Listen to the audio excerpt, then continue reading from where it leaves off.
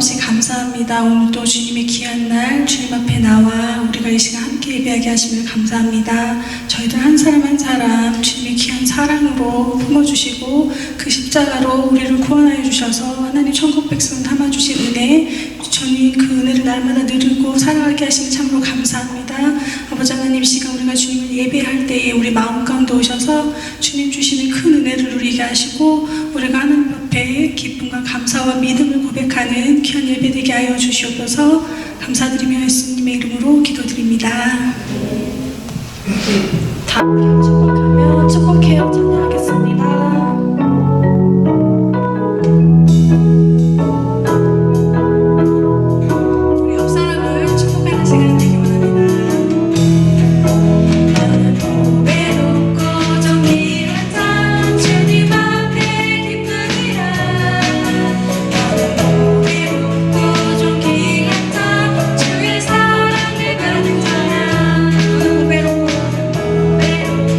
좀 귀한 자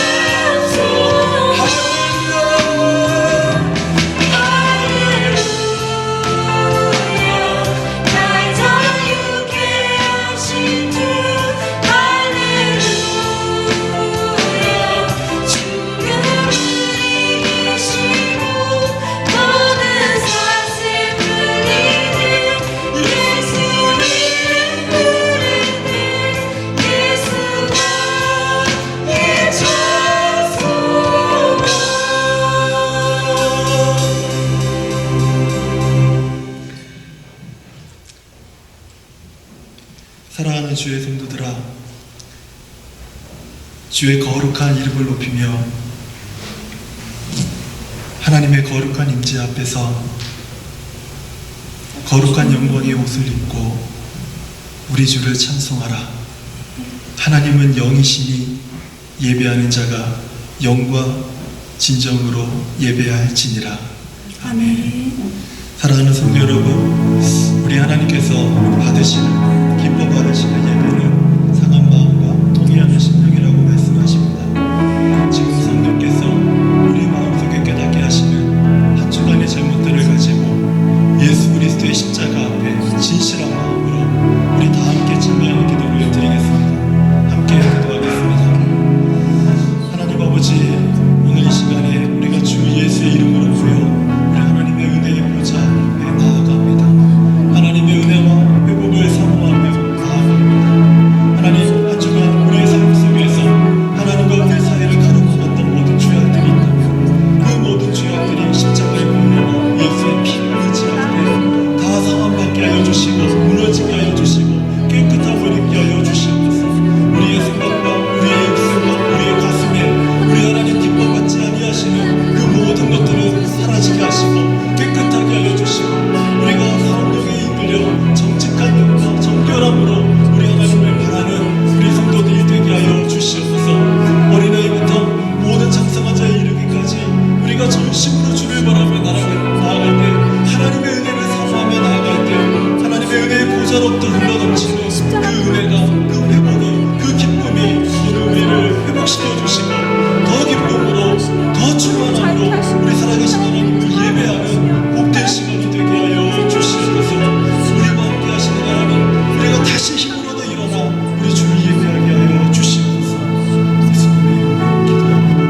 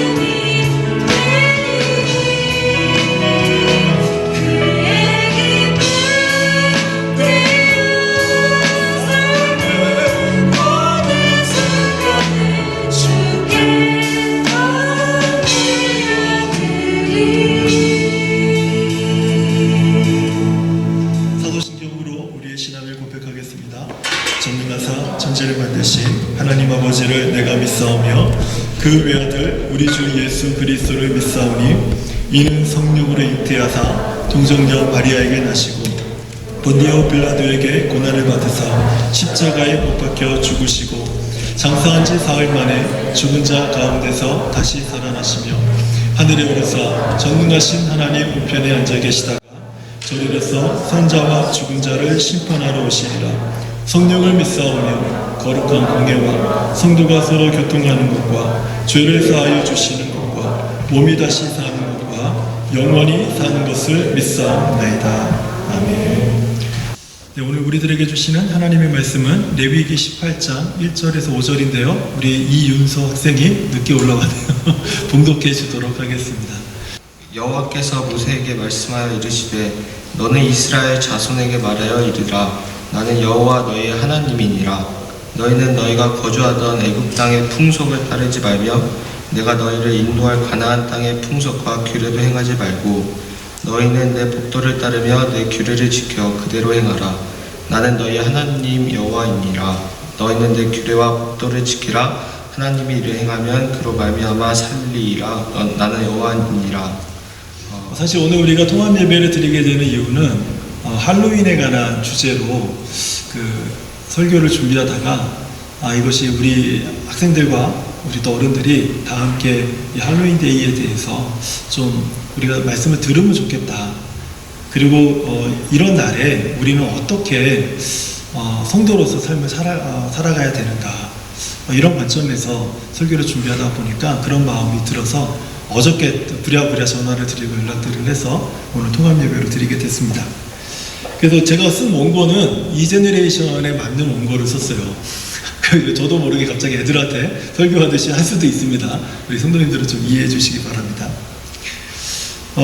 제가 우리 이 제너레이션에서 지난주에 얘기했던 것처럼 오늘은 할로윈 데이와 관련된 그 설교를 좀 하려고 합니다.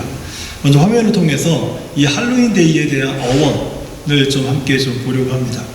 할로우드, 이 뜻이 우리가 사실 이미 잘 알고 있는 뜻입니다. 주기도문 있죠? 하늘에 계신 우리 아버지여 이름이 거룩히 여김을 받으시오며. 영어로 한번 같이 한번 읽어볼까요? 다 같이 시작. Our Father in heaven, hallowed be your name. 여기에서 나오는 단어가 hallowed예요. 그러니까 이 hallowed라는 이 뜻은요, holy, 거룩한 이란 뜻의 옛말입니다. 영어의 옛말. 그게 바로 holy예요. 그러니까 hallowed는요, 거룩한, 신성한, 소중한 이란 그런 의미를 갖고 있어요. 여기에 우리가 잘 알고 있는 단어가 있죠. 크리스마스 이브라는 단어, 이브라는 단어 잘 알고 있죠. 이브는 이브닝이라고 하는 그 말에서 시작된 단어인데, 할로우드에 이브라는 단어가 딱 붙어요. 그래서 이브라는 단어가 딱 붙으면서 이 단어가 할로윈이라고 바뀌어버렸어요. 그래서 할로우드 하면은 어떤 뜻이 되냐면 거룩한 날의 전날 밤. 좀 고상하게 한국말로 좀 수준 높여서 얘기하면 거룩한 저녁, 거룩한 날의 저녁, 뭐 이런 식으로 얘기할 수가 있어요. 자, 그러면 이제 단어의 뜻은 알았어요. 이제 질문 하나 해볼게요. 10월 31일. 10월 31일은 어떤 날인가요? 10월 31일. 한번 눌러줘 주실래요? 자, 10월 31일은 어떤 날입니까? 10월 31일에는 어떤 일들이 일어났나요? 10월 31일 내일이에요. 내일 무슨 날이에요? 할로윈 데이잖아. 그것도 있어요. 그런데 왜 목사님이 할로윈 데이라고 하지 않고 10월 31일을 물어봤는가? 여긴 이유가 있어요. 이제부터 할로윈 데이 10월 31일과 관련된 이야기를 들려줄 거예요. 몇 가지 이야기를 들려줄 거냐면 3가지 이야기를 들려드릴 겁니다. 이 3가지 이야기가 어떤 사람들에게는 어려울 수 있어요. 하지만 어떤 사람에게는 굉장히 흥미로울 수 있습니다. 상관없이 모두가 좀 집중해서 오늘 이 3가지 이야기와 그리고 이 3가지 이야기를 향한 하나님의 말씀이 어떤 것인지를 우리가 좀 함께 들으면 좋을 것 같습니다. 자, 먼저 첫 번째 이야기는 켈트족에 관한 이야기예요. 고대 유럽의 한 종족이었습니다. 켈트족은요. 우리 세계사를 배우면 쉽게 찾아볼 수 있는 종족 중에 한 종족이에요. 세계 역사에서 유러피안들을 우리는 3종류로 구분을 합니다. 하나는 동유럽 중심에 있는 슬라브족, 그리고 북유럽 중심의 게르만족, 그리고 벌써부터 졸리려고 하네. 서유럽에 정착한 라틴족들. 이렇게 해서 고대 유럽인들을 우리는 이렇게 한 세 종류로 정의를 해요. 이 사람들은 그 피부, 머리 색깔 이런 걸로 정의되는 것이 아니에요. 다 거의 한 핏줄을 가지고 있는데 언어와 문화로 구분을 해요. 언어와 문화로. 그런데 이런 종족들 중에서 나라가 없는 나라는 없지만 언어와 문화로 지금까지도 존재하고 있는 종족이 있는데 그 종족이 바로 켈트족이에요. 켈트족 들어봤어요? 들어보지는 않았는데 많이 봤을 거예요. 왜냐하면 화면에 보듯이 아주 전투를 잘하고 전쟁을 좋아하는 민족이라 전투 민족이라고 불려요. 그래서 전쟁과 싸움에 아주 능했는데 로마에 의해서 점령을 당합니다. 그리고 영국의 영토였던 아일랜드, 스코틀랜드, 웨일즈, 그 다음에 코널 이런 쪽으로 이주를 해서 이후에 정착하며 살게 돼요. 근데 이 켈트 민족의 문화의 전통 중에는 지금까지도 이어지고 있는 문화가 있는데 주술사들, 마술사들을 중심으로 한 드루이드 문화라는 게 있어요. 이 그림도 어디서 많이 보지 않았어요?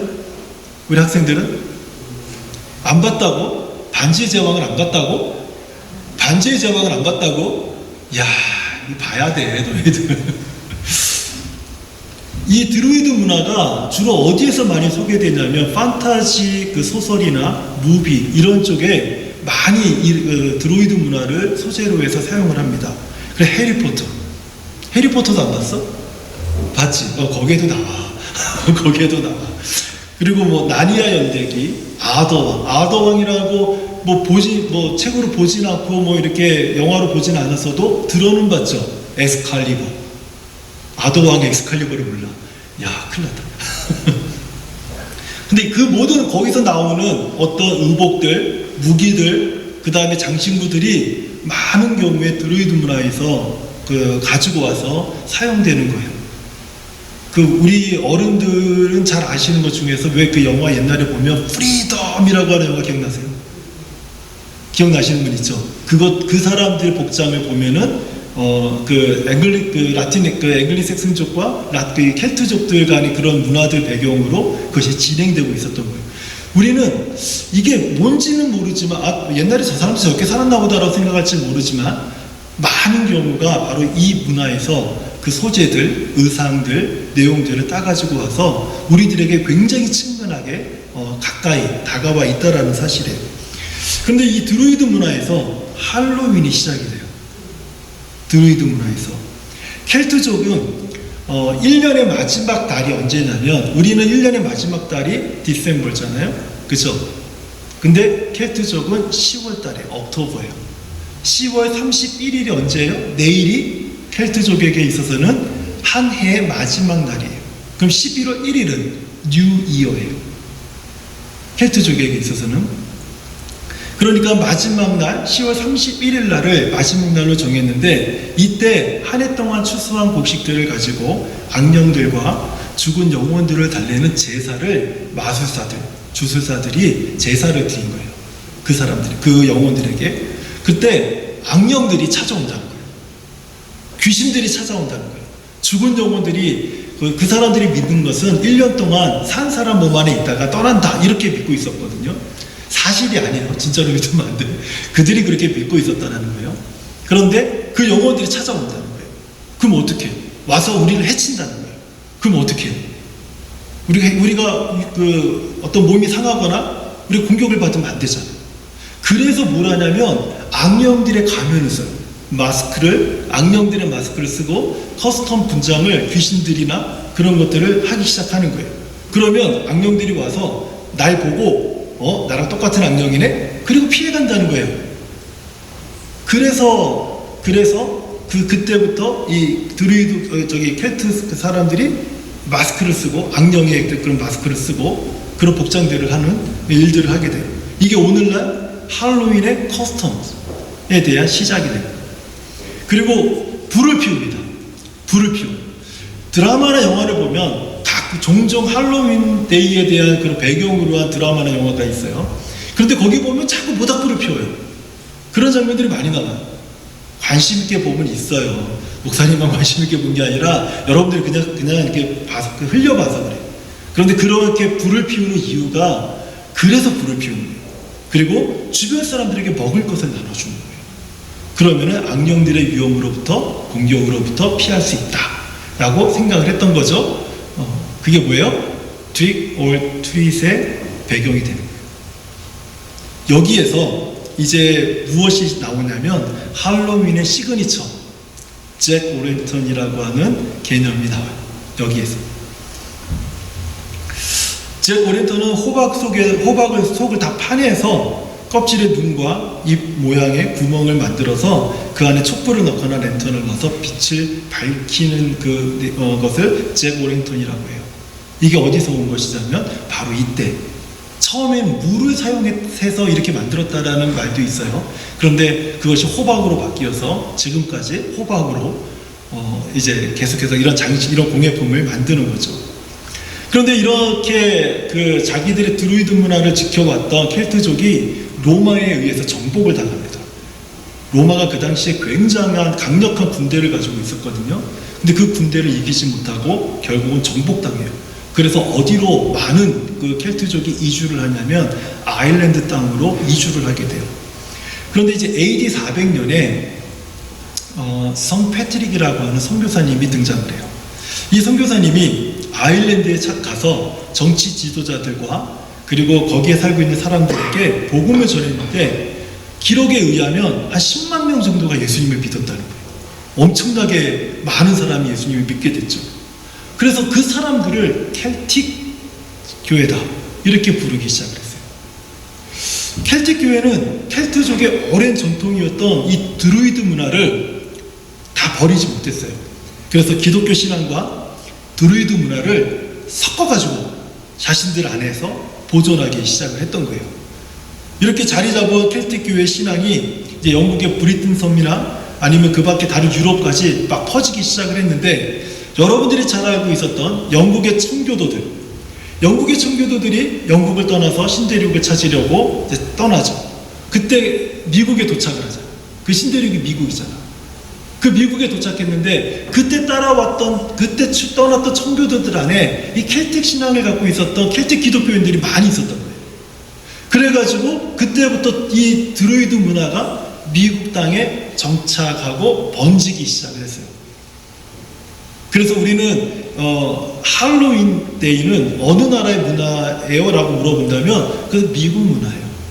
왜냐하면 미국 땅에서 정착된 켈틱 교회 성도들이 퍼지면서 자신들이 지켜왔던 그 드루이드 문화를 계속해서 다른 이런저런 형태로 지켜왔기 때문에 그래요. 여기까지가 첫 번째 스토리예요. 어때, 재밌어요? 네. 이 첫 번째가 이게 켈트족에 대한 스토리였다면 이제 두 번째 스토리는 올 세인츠 데이라고 하는 스토리를 좀 들려드릴 거예요. 우리 여기 있는 분들은 아마 관심이 없을 거예요. 10월 31일 31 October 이날에 어떤 일이 일어난 줄 알아요? 우리 기독교 역사에 있어서는 굉장히 중요한 날입니다. 한번 맞춰보세요. 맞히는 분에게 상품을 드리겠습니다. 거 봐요. 상품을 드린다고 해도 관심이 없잖아요. 100% 드릴게요. 아는 분이 없잖아요. 그런데 그래요? 라고 할 거예요. 1517년 10월 31일 종교개혁이 일어납니다. 두 번째 스토리, 이때 종교개혁이 일어나요. 목사님, 할로윈 데이를 얘기하다가 종교개혁이요? 할로윈과 종교개혁이 무슨 상관이 있다고? 이렇게 생각이 들 수 있어요. 그런데 이것은 뜬금없는 연결이 아니에요. 이 종교개혁의 날짜와 오늘날의 할로윈 데이가 아주 밀접한 연관이 있어요. 종교개혁 이전에는 오늘날처럼 카톨릭 교회라든지 앵글리칸 철치라든지 프로테스탄 교회 철치라든지 정교회라든지 이런 다양한 교회 종류가 없었어요. 이런 다양한 종교가 없었고 그때는 단지 한 종류의 교회밖에 없었습니다. 한 종류의 교회. 그래서 여러분들이 사도신경을 영어로 하다 보면은 영어에서 우리 장로교는 프로테스탄트 철치라고 얘기를 해요. 그 안에 속해 있어요. 그런데 사도신경을 영어로 읽다 보면 우리는 We Believe Catholic Church라고 되어 있어요. 왜냐하면 그 당시에 사도신경이 만들어졌을 때는 그 당시에는 교회가 하나밖에 없었어요. 한 종류밖에. 그래서 그때 쓰여진 교회 이름이 카톨릭 처치예요. 그게 지금까지 이어지고 있는 거예요. 그런데 그 당시에는 아직 인쇄술이 발달되지 않았어요. 여러분들이 서양사를 배우다 보면은 인쇄혁명이라는 게 일어나요. 몇 세기에 일어나죠? 뭐 몰라도 되긴 하는데 뭐 알아두면 좋아요. 15세기에 일어나요. 15세기에 그 독일에서 그 사람이 그 인쇄기를 발명함으로 인해서 인쇄혁명이 일어나요. 근데 그 전까지는 인쇄술이 발달되지 않았기 때문에 성경, 우리가 갖고 있는 성경, 그 66권인데 66권 성경 한 지를 다 가지려면 얼마의 돈이 필요했냐면 집 10채의 값. 집 10채의 값. 오늘날 집 한 채가 뭐 한 50만 불? 또 저쪽 토론토나 밴쿠버에 100만 불? 뭐 이 정도가 기본이라고 하니까 그럼 100만 불 기준으로 하면 어떻게 되지? 계산이 안 되네. 100만 불 곱하기 10은 뭐예요? 왜 저한테 물어보세요? 라는 표정인데 이런 어마어마한 돈을 일반 사람들이 가지고 있을 수가 없어요. 그러니까 그 당시에 성경은 누가 소유하고 있었냐면 교회만이 소유하고 있었어요. 교회에서 누구만이 그 성경을 열어보고 읽고 말해줄 수 있었냐면 사제들이, 그 당시에 프리스트라고 하는 그 사제들이 성경을 열고 그리고 알려주는 그런 일들을 했어요. 근데 그 성경을 일반 사람들이 보면 안 되기 때문에 성경을 쇠사슬로 묶고 열쇠를 탁 잠궜어요. 그리고 이렇게 이제 주일이 되면 사제가 탁 자물쇠를 열고 성경을 열어서 그때 성경을 읽어주는 그런 시대가 서양사에서 중세 시대다, 이렇게 말을 해요. 그러다 보니까 그 당시의 사람들은 오늘날처럼 우리의 신앙생활의 기본은 하나님의 말씀 성경인데 그 당시의 신앙생활의 가장 기본은 무엇이 됐냐면 사제들이 가르쳐주는 지침이 신앙생활의 기본이 됐어요. 그럼 그 당시에 사제들이 어떤 신앙생활에 어떤 지침을 줬냐면 세 가지를 얘기했어요. 첫 번째가 성물 숭배예요. 성물이라고 하는 것은 거룩한 물건들을 의미합니다. 근데 이 거룩한 물건 중에서는 성인이라고 불리는 사람들이 있어요. 지금 우리가 쉽게 알 수 있는 사람 중에 한 사람은 테레사 수녀 들어봤죠? 그런 사람들을 성인이라고 부릅니다. 그런데 그 과거부터 지금까지 성인으로 불렸던 사람들의 뼈, 해골, 좀 더 유식한 말로 유골, 이런 것들이 성물이 되는 거예요. 그런 것들을 교회 안에 보관을 해요. 그것을 숭배하는 거예요. 그것을 섬기는 거예요. 그럼 어떻게 돼요? 그러면 아주 신령한 효과가 나타나요.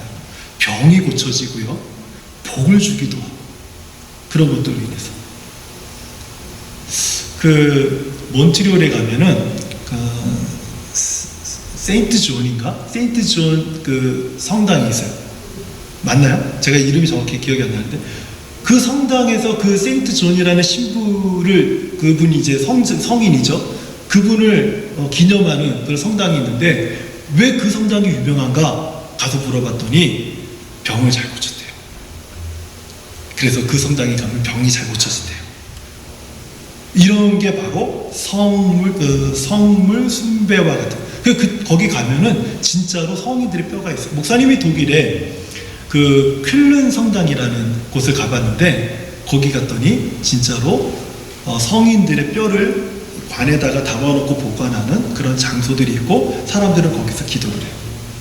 바로 이런 것들을 성물 숭배라고 합니다. 두 번째로 가르쳤던 게 뭐냐면 성지 순례예요. 예루살렘 같은 그런 성지들을 순례하고 사람들이 이제 다녀오는 거죠. 그런데 그때 다녀오게 되면 어떤 게 필요할까요? 시간이 필요하죠. 돈이 필요하죠. 엄청난 노력이 필요하다는 뜻이에요. 지금처럼 비행기가 있는 것도 아니고 그리고 자동차가 있는 것도 아니고 이런 시대에 성지를 순례한다는 것은 엄청난 고된 힘든 시간들을 의미해요.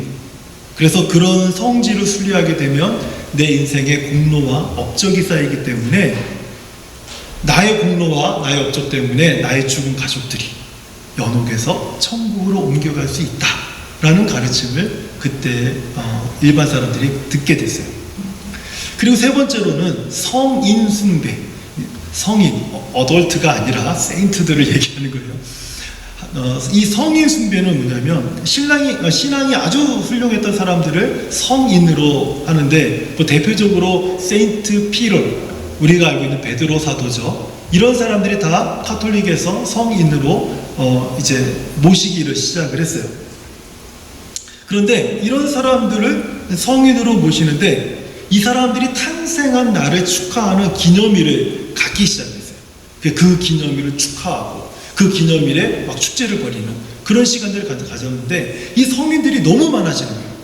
성인들이 많아지는 이유가 어떤 성인은 병을 잘 고치고 어떤 성인은 지혜를 주고 어떤 성인은 막 그 복을 주고 뭐 이런 어떤 다양한 능력을 가진 성인들이 많다 보니까 사람들이 섬기는 성인들의 숫자들이 막 늘어나기 시작을 하는 거예요.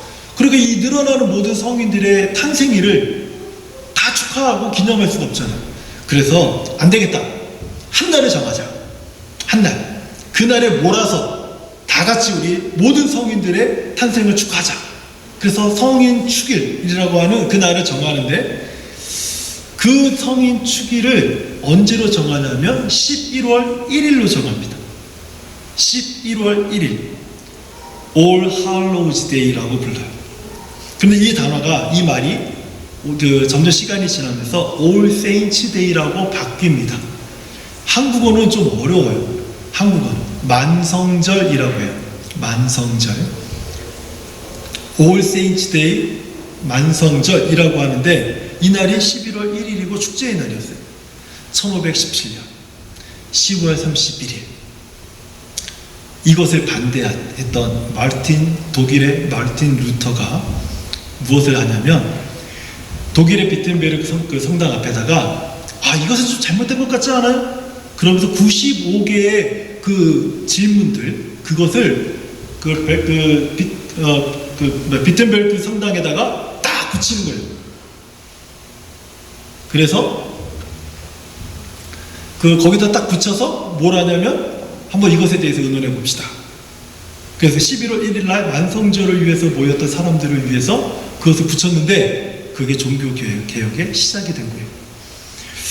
근데 사람들은 11월 1일이 All Saints Day이기 때문에 그 전날을 기념하는 날을 갖고 싶었어요. 그래서 All Saints Eve라고 하는 날을 기념했는데 지금도 이것이 카톨릭에서는 진행되고 있는 이야기예요. All Saints Day를 반박하기 위해서 무엇이 일어났다고요? 10월 31일 종교개혁이 일어난 거예요. 의미가 있죠. 의미가 있죠. 그래서 10월 31일은 All Saints Eve로 보내게 되고 모든 성인 축일 전야로서 그 시간들을 보내게 됐던 거예요. 자, 목사님은 지금까지 두 가지 이야기를 들려줬어요. 하나는 고대 켈트족이 지켜왔던 드루이드 문화에 관한 것이었고 다른 하나는 중세교회에서 가르쳐왔던 성인 숭배 사상이었던 All Saints Day에 대한 이야기를 해줬어요.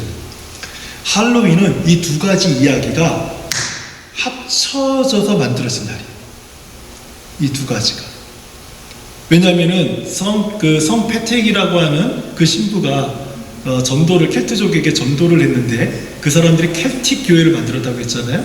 그 신앙 안에 담겨 있었던 드루이드 문화와 그리고 중세에서 가르쳐봤던 성인들의 이 사상이 합쳐지게 됐어요.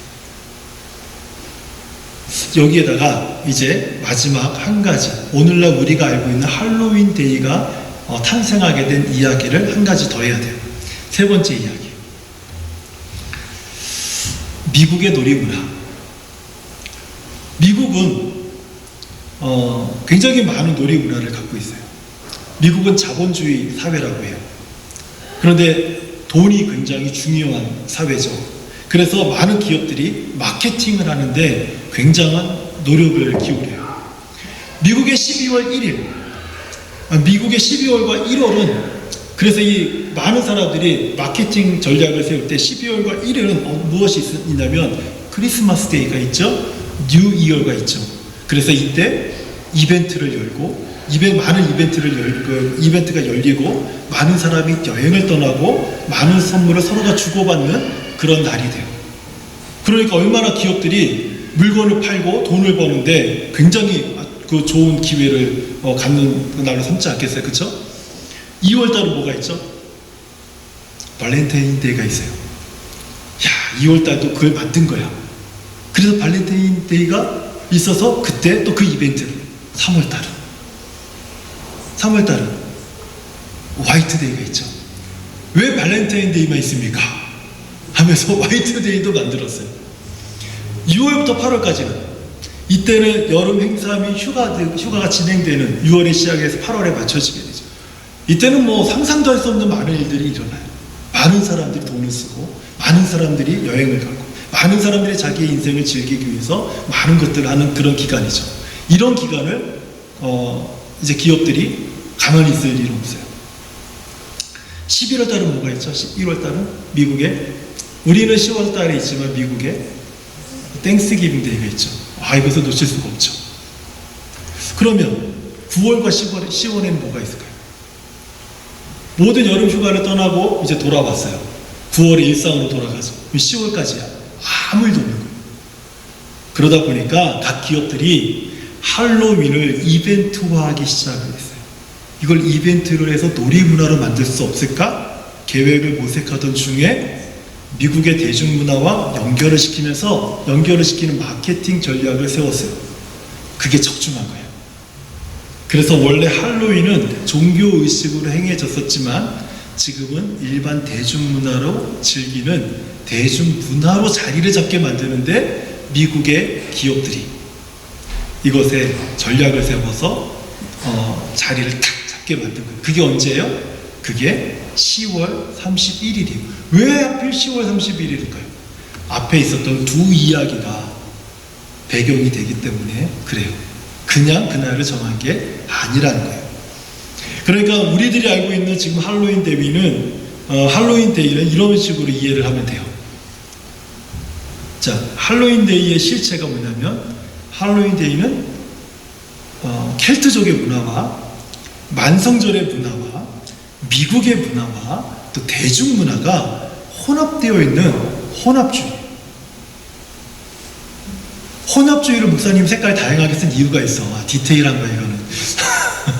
색깔을 일부러 여러 개 썼어요. 좀 디테일한 걸 보여주기 위해서. 근데 여러분 발견한 사람 없죠? 말하기 전까지. 혼합주의의 특징이 바로 그거예요. 혼합주의는 눈여겨보지 않으면 발견되지 않지만 우리 주변에 있는 것이 막 섞여 있는 것들. 사람들이 할로윈 데이에 막 집을 괴기스럽게 만들고 막 그 땅에다가 막 그 해골 같은 거를 막 심어놓고 그렇게 하는 이유가 뭐예요? 왜 저렇게 하지? 할로윈 데이는 그렇게 하는 거야. 그게 아니라 드루이드 문화에서 그렇게 해왔기 때문에 그걸 하는 거예요. 악령들이 와서 이 집은 악령의 집이구나. 그래서 악령들이 떠나가도록 하기 위해서 그렇게 하는 거예요. 차트로 목사님은 토론토에 처음에 왔을 때 10년 전에 토론토에 왔는데 할로윈 데이 때 차를 봤는데 깜짝 놀랐어요. 웬 사람 손이 트렁크 뒤에 딱 이렇게 잘려가지고 이러면서 차가 가는 거예요. 그래가지고 순간 깜짝 놀랐는데 사람들은 그걸 너무나 자연스럽게 알고 있었던, 나만 몰랐어. 그리고 어떤 사람은 운전을 하는데 드라이브 시트에서 자기가 운전하는데 이 패신저 시트에다가 해골을 앉혀놨어. 진짜로. 그러고 한 달 동안 다니는 거야. 그게 왜 그렇게 하는지 모르겠지만. 그리고 어떤 악마나 귀신이나 또는 할로윈 데이의 커스텀을 보면 영웅들, 성인들 이런 커스텀 플레이가 상당히 많아요. 그렇죠? 목사님은 처음에 이해가 안 됐어요. 아니 왜 악마면 악마지 여기에 갑자기 슈퍼맨 목장도 있고 내가 좋아하는 아이언맨 목장도 있고 왜 이렇게 다양한 목장들이 있을까? 그리고 어떤 사람은 너무 젠틀하게 딱 잘 빼입고 이게 커스텀 플레이라는 거예요. 저게 왜 저럴까 이해가 안 됐는데 All Saints Day에서 오는 성인들을 기념하는 그것과 드루이드 문화에서 오는 악령들과 다 합쳐진 거예요. 그래서 뭘 어떻게 커스텀 플레이를 내가 하든지 상관이 없는 거예요. 그 커스텀 플레이가 굉장히 다양해지는 거죠. 이 모든 것들이 이 세 가지 이야기에서 시작이 되었더라. 이 모든 것들. 그 이전에 미국은 할로윈 데이를 상업화하는 데 성공을 했어요. 이 문화가 이제 세계로 퍼지면서 지금 여러분 주변에 아주 자연스러운 대중문화로 자리 잡게 된 거예요. 여러분들과 함께 성장하는 이 대중문화는 할로윈 데이만 있는 것이 아니죠. 메타버스라는 것도 있어요. 이 메타버스라는 걸 전혀 생소하게 처음 듣는 것처럼 듣는 사람도 있는 것 같아요. 가상의 세계에 또 다른 현실 세계를 만드는 이 메타버스의 개념은 19세기와 20세기에서는 전혀 찾아볼 수 없었던 그런 개념이었고, 그 다음에 코로나 이전에도 있었어요. 코로나 이후에 구체화된 개념이 메타버스라는 거예요. 메타버스 들어보지 않았어요? 스파이더맨에서? 닥터 스트레인저에서 들어보지 않았어요? 안 들어봤나? 나만 들어봤어, 나만. 이게 지금 우리들 사이, 지금 젊은, 우리 10대, 20대들 사이에서 굉장히 중요한 개념으로 퍼지고 있어요. 그리고 VR 게임. 그냥 게임이 아니라 옛날에 목사님은 막 이런 게임을 했는데 지금은 VR 게임을 해요. VR을 탁 쓰고 막 갑자기 탁 들어보면 다른 세상이 펼쳐져요. 전에는 모니터로만 보는 게임을 했는데 VR을 딱 쓰는 순간 온 사방이 게임 속이 돼버려요. 이런 VR 게임들. 그리고 어떤 뮤직, 예전부터 있었던 그 스포츠, 그 다음에 퀴어 축제, 약물, 드라마, 무비, 이런 모든 것들이 지금 우리 주변에서 다양한 대중문화 형태로 자리 잡고 우리 주변에서 함께 우리가 그것을 보면서 살아가고 있다는 거예요. 그런데 이런 모든 대중문화 속에서 반성경적인 생각들, 성경을 반대하는 그런 생각들이 여러분들의 생각과 습관을 오염시키고 있다는 것을 우리가 좀 기억해야 될 필요가 있어요. 근데 이 모든 것들을 우리는 이렇게 불러요. 컨템포러리 컬처라고 불러요. 이 모든 것들이 나쁘다는 뜻이 아니에요. 나쁘다는 뜻이 아니에요. 대중문화가 우리들에게 주는 좋은 유익들이 있어요. 오늘 우리가 불렀던 예수 어린 양, 이것을 목사님이 여러분 나이 때 딱 여기를 규정짓는 단어를 정했어요. CCM이라고, Contemporary Christian Music이라고. Contemporary Christian Music은 어떻게 생겼냐면 미국의 락큰롤을 하는 막 아주 막 하고 막 펑크족들이, 이런 사람들이 오늘 예수님을 믿은 거예요. 교회를 왔어. 교회를 왔는데 교회는 너무 거룩해, 너무 점잖아. 여기는 우리가 있어야 될 곳이 아닌 것 같다. 자기들끼리 교회를 만들었어. 거기에서 락을 하는 거야. 하나님을 찬양하는데 락을 하고 삐용 하면서 부두두두둑 하면서 거기서 막 락을 하면서 하나님을 찬양하는 거야. 이 락큰롤을 하는 사람들이 예수님을 믿고 나서 그 다음에 만들어낸 것이 뭐냐면 CCM이라는 거예요. 그 CCM의 첫 번째 주자가 여러분은 잘 모르실 거예요. 근데 그 옛날에 호산나 인터그리티라고 하는 그 회사가 그것을 받았고, 그 다음에 마라나타라고 하는 회사, 지금의 힐송, 그리고 지금의 베델교회, 이런 교회들이 그런 뮤직들을 받아들이면서 지금의 대중 기독교 음악을 주도하고 있는 거예요. 그걸 우리는 받아서 지금 우리 예배에서 사용하고 있는 거예요. 그러니까 대중문화가 우리들에게 주는 어떤 유익도 있지만, 그렇지만 우리 생각을 어지럽게 하고 그리고 방탕한 습관에 빠지게 하는 그런 좋지 않은 영향도 있다는 거예요. 예를 들면 겉모습은 아주 정직하고 고급스러워 보여요. 내가 저것을 하지 않으면 나는 친구들과 아니면 내가 속해 있는 어떤 그룹에서 나는 소외될 것 같아요. 그런데 그 안에 들어가면은 그 대중문화를 내가 가까이 하게 되면 어떤 것을 자유롭게 하게 되냐면 음란한 생각들, 폭력들, 약물들 이런 것들을 내가 자유롭게 활용할 수 있는 틈을 그 안에서 찾게 만들어요. 그럴 것을 제공하지 않아요. 하지만 그 안에 들어가면 그 틈이 보여요. 그 틈을 너무 잘 보이게 해놨어. 그래서 사람들이 그 틈이 너무 잘 보이니까 그 틈을 이렇게 들여다보니까 거기에 뭐가 있어요? 음란한 것들이 있어요. 거기에 뭐가 있어요? 폭력이 있어요. 거기에 뭐가 있어요? 약물을 구하는 방법이 있어요. 대중문화는 바로 그런 틈들을 만드는 아주 중요한 매개체가 된다는 거죠. 그러면 이제 이런 다양한 문화의 홍수 속에서 우리는 어떻게 살아야 될까요? 이게 되게 중요한 질문이잖아요. 오늘날 많은 신학자들과 목회자들이 제시하는 방법은 리처드 니버라는 사람의 의견을 따르고 있어요. 리처드 니버는 19세기에 그리스도와 문화라는 책을 썼어요. 근데 이 책이 20세기의 문화를 바라보는 관점에서 최고의 걸작이 된 거예요. 그래서 기독교의 고전으로서 지금까지도 이것을 뛰어넘는 책이 없어요. 문화를 바라보는 관점에서.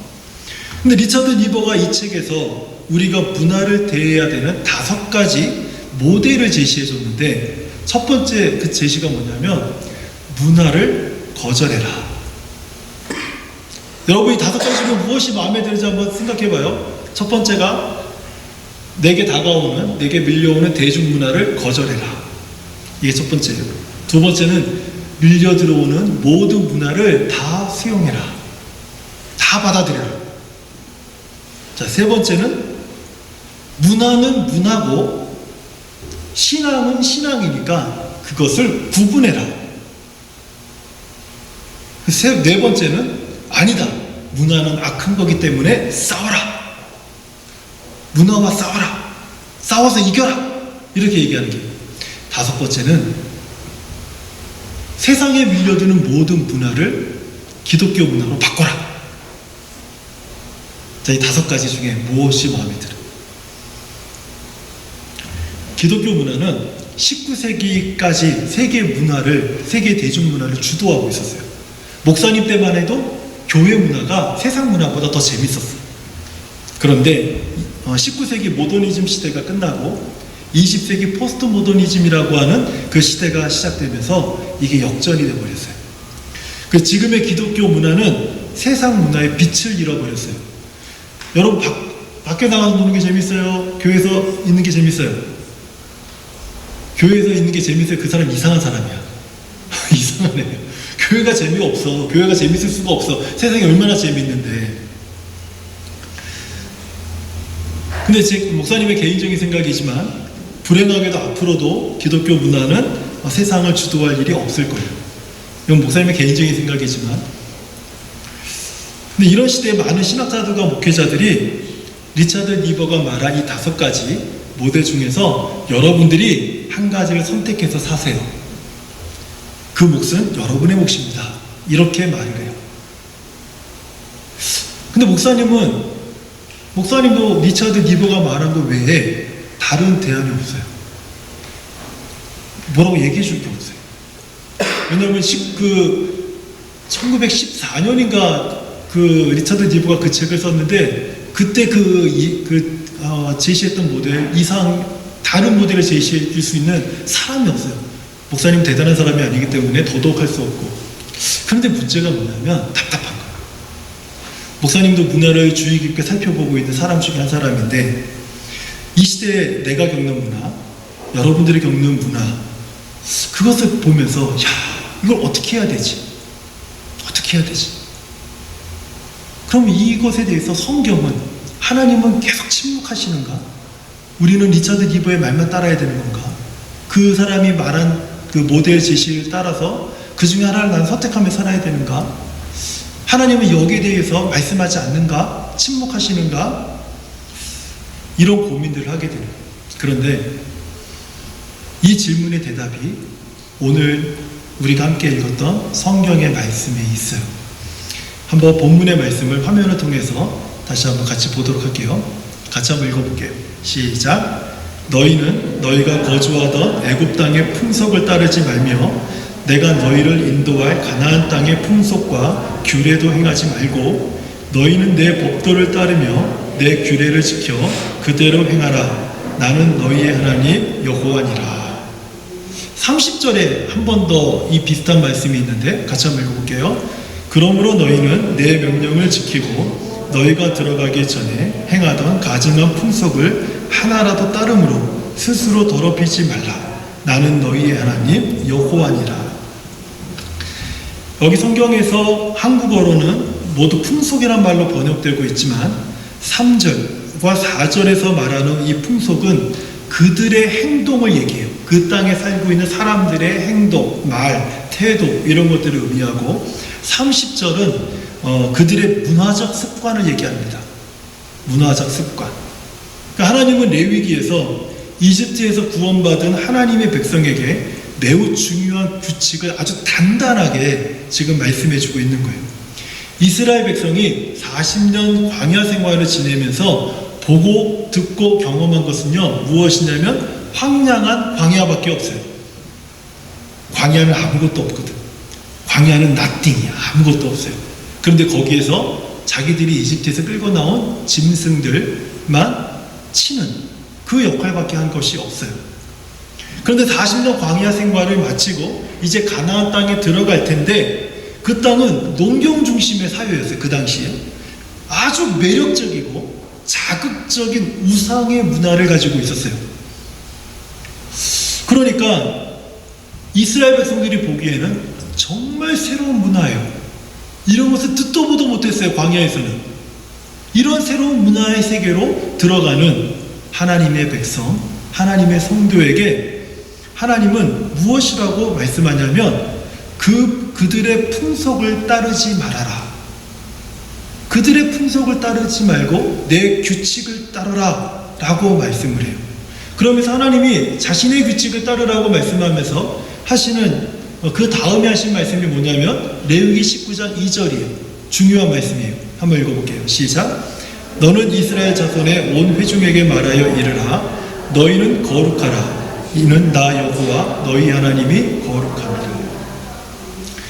하나님은 이미 온갖 문화가 흘러넘치는 세상에 대해서 자기 백성이 하나님의 성도와 교회가 어떻게 살아야 되는지에 대해서 이미 오래전에 말씀하셨던 거예요. 온갖 다양한 문화의 홍수 속에서 거룩함을 배우라. 이것이 하나님이 우리 주변에서 온갖 다양한 문화가 시대가 바뀌면서 정말 다양한 문화들이 일어나고 있는데 이런 문화들 속에서 무엇을 하라고요? 거룩함을 배우라. 이 거룩함이라고 하는 단어의 수준을 조금만 낮추면 구별되게 살아라. 그 단어의 수준을 더 낮추면 이 시대에서 온갖 다양한 문화와 홍수 속에서 다르게 사는 법을 배워라. 이게 같은 이야기예요. 거룩함, 구별, 다르게 사는 것.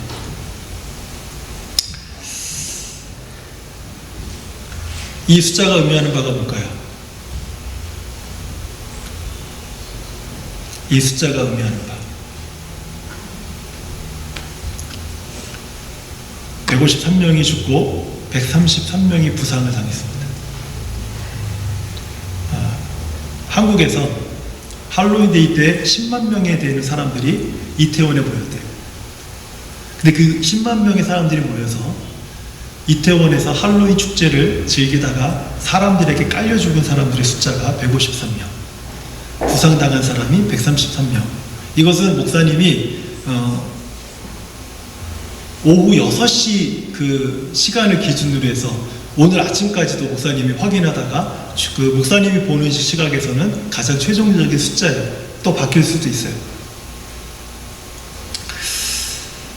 수많은 사람이 할로윈데이 축제를 즐기려고 모였어요. 10만 명이 모였대요.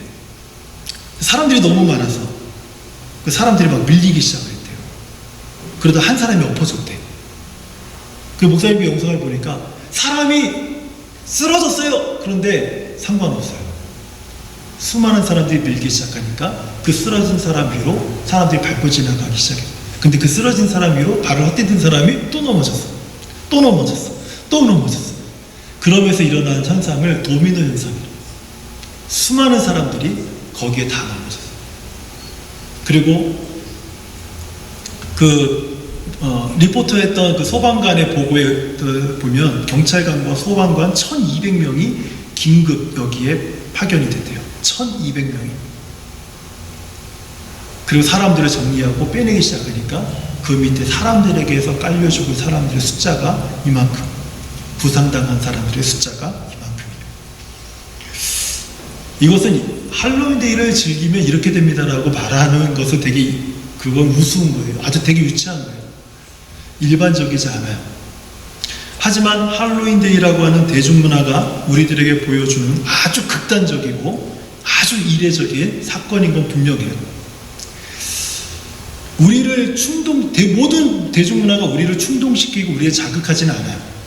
하지만 우리를 충동시키고 있고 자극하는 대중문화의 특징을 목사님은 여기서 발견을 했어요.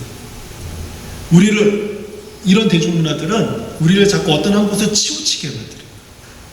막 쏠리게 만들어요. 그것에 중독되게 만들어요. 2002년에 한국이 그 월드컵 그 경기에서 이제 4강에 올랐죠. 그런데 그 당시에 서울시청 한복판에 이것보다 더 넓은 장소에 더 많은 사람들이 모였어요. 그래서 우리는 그때 응원 문화라는 걸 만들었어. 코리안들이. 전 세계 사람들이 보면서 깜짝 놀랄 만한 응원 문화를 만들었어요. 막 100만 명, 120만 명이 모였는데 10만 명에 10배 이상 되는 사람들이 모였는데 다 흩어지니까 쓰레기 하나 남지 않더라. 이 놀라운 그 응원 문화를 보면서 사람들, 그리고 세계의 많은 사람들이 박수를 쳤어요.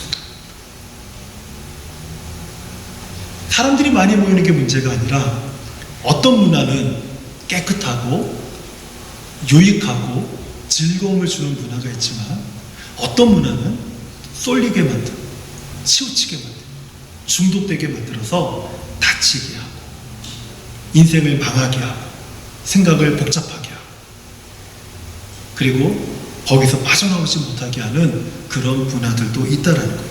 이러한 대중문화들 속에서 살아가는 우리와 우리 자녀들이 반드시 배워야 될 것이 있다면 무엇일까요? 오늘 하나님이 우리에게 말씀하시는 것은 거룩함이에요. 거룩함.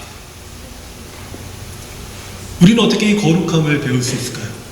우리 삶의 가치를 하나님의 말씀, 성경에 둘 때 그때 비로소 우리는 거룩함을 배울 수 있어요. 내가 살아가는 삶의 목적, 가장 중요하다고 여기는 value, 그것을 여러분은 어디에다 두고 있어요? 게임? 여자? 친구? 여자만 안 돼. 여자? 친구? 남자? 친구? 돈? 그것이 내게 중요한 value가 된다면 그거는 내가 내 삶의 기준, 가치 기준을 거기다 두고 살아간다는 증거가 돼요. 그런데 내 삶의 가장 중요한 value를 하나님의 말씀, 성경에 둔다면 그때부터 우리는 무엇을 배우게 돼요? 거룩함을 배우게 되는 거예요. 그리고 우리는 거룩한 삶, 살아가게 되고 다르게 살게 돼요. 집에서 엄마 아빠가 공부해라 안 하는 사람 손들어 보세요. 아, 그 집은 안 하는구나. 대학 가라. 너 졸업하면 대학 가야지. 이런 소리 한 번도 안 하는 집. 아, 진짜로. 없죠. 너희들 고등학교 졸업하면 다 대학 가야지 라고 말하지 않는 집 있어요? 공부해라 이런 거 안 하는 사람 있어요? 그럼 다 물어볼게. 게임하지 마라 이거 말하는 집 있죠? 왜 무엇을 하라고 얘기하고 무엇은 하지 말라고 얘기할까요? 하라고 얘기하는 것은 아빠가 50년, 60년을 살아보니까 너희들에게 중요한 것 같아 라는 것은 엄마 아빠가 계속 하라고 얘기하는 거고, 50년, 60년을 살아보니까 이것은 너희들에게 하나도 좋지 않아, 그럴 것 같아 라고 하는 것은 하지 말라고 얘기하는 거예요. 그런데 이 사이에서 나는 어떻게 거룩하게 살 수 있을까요? 어떻게 거룩하게 살 수 있을까요? 하다못해 게임을 얘기해 볼게요. 나는 어떻게 하면 게임을 끊을 수 있을까? 나는 어떻게 하면 게임을 줄일 수 있을까? 나는 어떻게 하면 내가 게임하는 시간을 내가 어떻게 하면 컨트롤할 수 있을까? 나는 다니엘처럼 뜻을 정해서 거룩하게 살아야겠다. 내가 그 가치를 거기다 두고 살아가는 연습을 시작하는 순간부터 내가 이것을 왜 컨트롤해야 되는지 이유를 찾게 돼요. 만약에 이 이유를 찾지 못하면 게임은 반드시 해야만 돼요. 왜냐하면 엄마의 잔소리가 듣기 싫어서라도 이것이 옳다라는 거 내가 증명해 보이고 말 거야. 그 반드시 해야 되는 거예요. 끊을 수 없는 거예요. 조절할 수 없는 거예요. 왜냐하면 내가 옳으니까. 그런데 그런 이유가 아니라 나는 다니엘처럼 뜻을 정해서 거룩함을 배워야겠다. 이 기준을 내가 갖게 되면 그러면 컨트롤하기 시작을 하는 거예요. Set up your faith. 이게 우리 이 제너레이션의 주제예요. 왜 이 주제를 정했을까요? 지난달에 우린 데니엘에 대한 그 믿음을 우리가 말씀을 드렸어요. 데니엘의 믿음에서 더 한층 더 나아갈 수 있는 방법은 무엇인가? Set up your faith. 그것은 하나님께서 무엇을 원하시는지를 배우고 알고 그것을 믿는 일에 내가 기준을 잡는 거예요. 그때부터 내 삶에서 무엇이 시작될까요? 따라서 한번 해보세요. 거룩함이 시작됩니다. 목사님 그렇게 마음을 정해봤었는데 잘 안 돼요. 정상입니다. 그게 정상입니다. 그게 자연스러운 거예요. 그래서 거룩함은 목사님은 거룩한 사람이 되라라고 말하지 않았죠. 거룩함을 배우라라고 했죠. 배워가는 거예요. 하다가 실패하고 안 하고 엎어지고 막 이렇게 막 왔다 갔다 할 수 있어요. 괜찮아요. 지금 목사님은 지금도 그래. 지금도 그래. 너희들은 더 해도 괜찮아. 하지만 기억해야 돼요. 하나님의 말씀을 기준으로 두고 나도 다니엘처럼 거룩함을 배워야겠다. 이것을 갖는다면 할로윈데이, 큐어 축제 이런 것들은 더 이상 내 삶에 영향을 주지 않게 될 거예요. 이 말씀을 우리 모두 기억하면서 우리 주변의 모든 문화의 물결 속에서도 다른 삶을 살아내서 이 땅에서 따라서 해보세요. 하나님의 영광, 하나님의 찬송이 되는 사람이 되자. 이렇게 살아가는 우리 친구들, 우리 성도님들 되시기를 주의 이름으로 축원합니다. 하나님 감사합니다. 오늘 우리에게 주신 말씀들을 좀 긴 시간 동안 우리가 듣게 되었는데 정말 다양한 이 문화의 물결 속에서 오늘 말씀처럼 거룩함을 배우고 다니엘처럼 뜻을 정해서 다르게 살기를 소망하는 우리 성도님들, 우리 모든 자녀들이 되도록 축복해 주세요. 예수님의 이름으로 기도합니다. 아멘. 우리 말씀을 기억하면서 주님 마음 되게 해주셔서 찬양하겠습니다.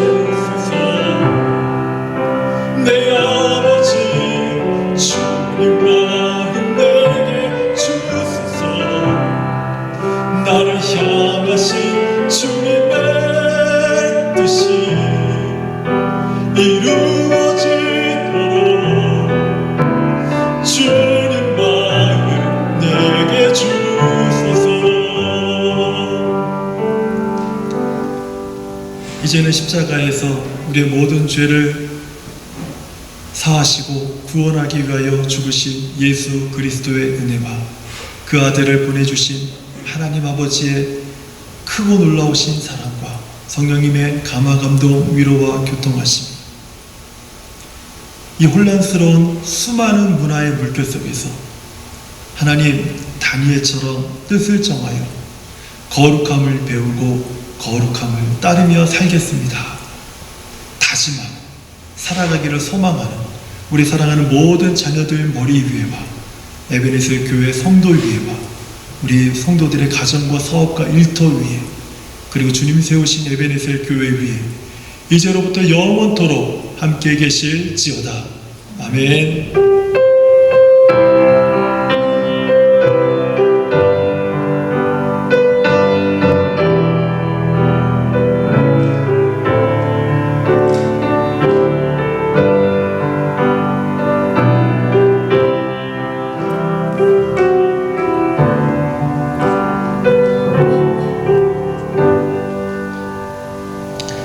자, 모든 예배를 마쳤습니다. 하나님 앞에 영광이